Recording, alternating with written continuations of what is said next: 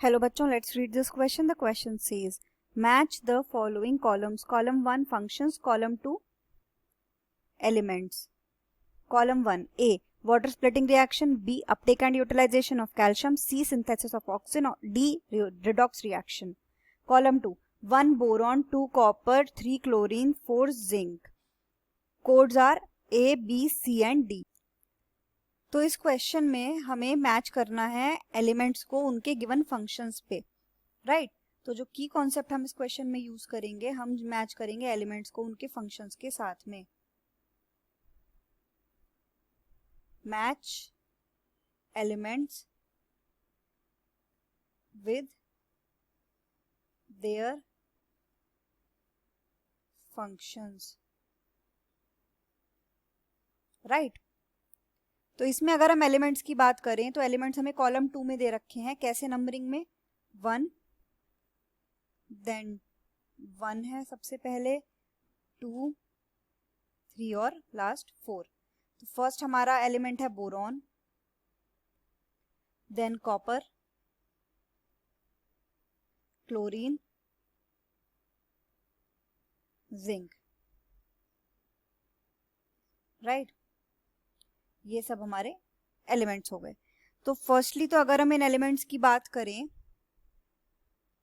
Boron, copper, chlorine, zinc, तो ये सारे के सारे जितने हमारे होते हैं, बोरॉन भी, कॉपर भी, क्लोरीन भी और जिंक भी, ये सारे हमारे चारों के चारों क्या है? माइक्रो न्यूट्रिएंट्स हैं, राइट. तो अगर हम इसमें बोरॉन की बात करें, सबसे पहला हमें बोरॉन दे रखा है. तो बोरॉन जो है वो किस फॉर्म में एब्जॉर्ब होता है?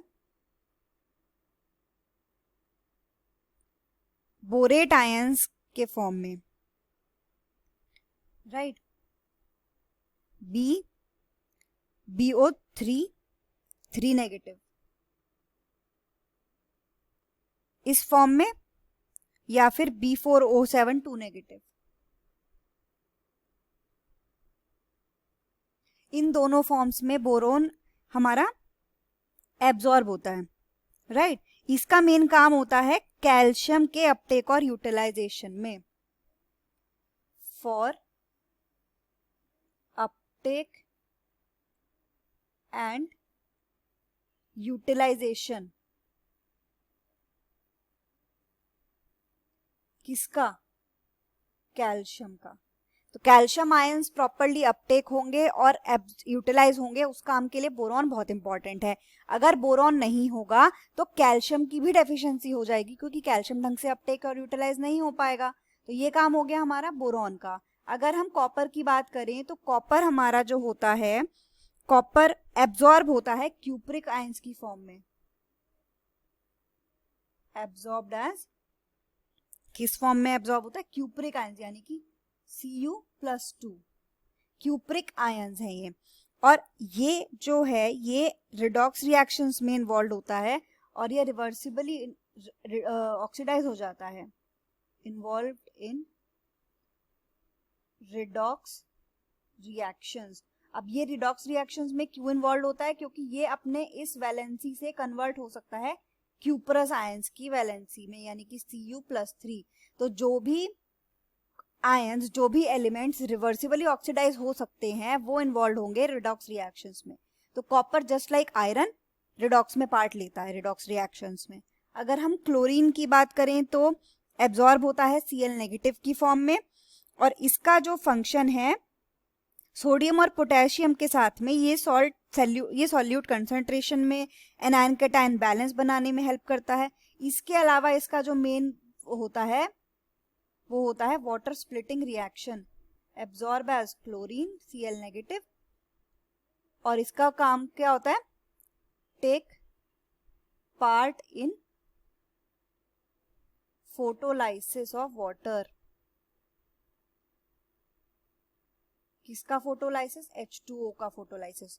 वाटर मॉलिक्यूल्स के फोटोलाइसिस में ये पार्ट लेता है, यानी कि वाटर का स्प्लिटिंग होना, वाटर की स्प्लिटिंग रिएक्शन में जिससे ऑक्सीजन लिबरेट होती है, उस रिएक्शन में ये पार्ट लेता है. अगर हम जिंक की बात करें तो जिंक जो होता है वो Zn+2 के फॉर्म में एब्जॉर्ब होता है. Absorb as Zn+2 ions. Right, zinc ions के फॉर्म में एब्जॉर्ब होता है और बहुत सारे एंजाइम स्पेशली कार्बोक्सिलेजेस को ये एक्टिवेट करता है। ये क्या करता है, इसका मेन फंक्शन सिंथेसाइज करता है ऑक्सिन्स को, सिंथेसाइज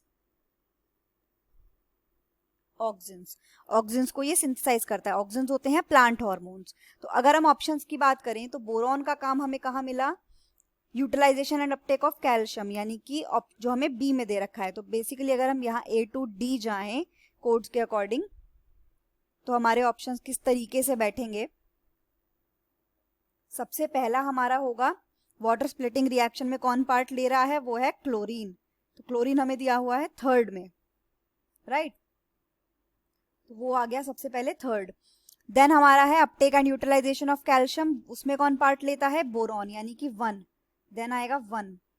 सिंथेसिस ऑफ ऑक्सीजन में ले रहा है पार्ट जिंक, यानी कि नंबर 4, और उसके बाद रिडॉक्स रिएक्शन में ले रहा है पार्ट कॉपर। तो हमारा ऑप्शन है 3142।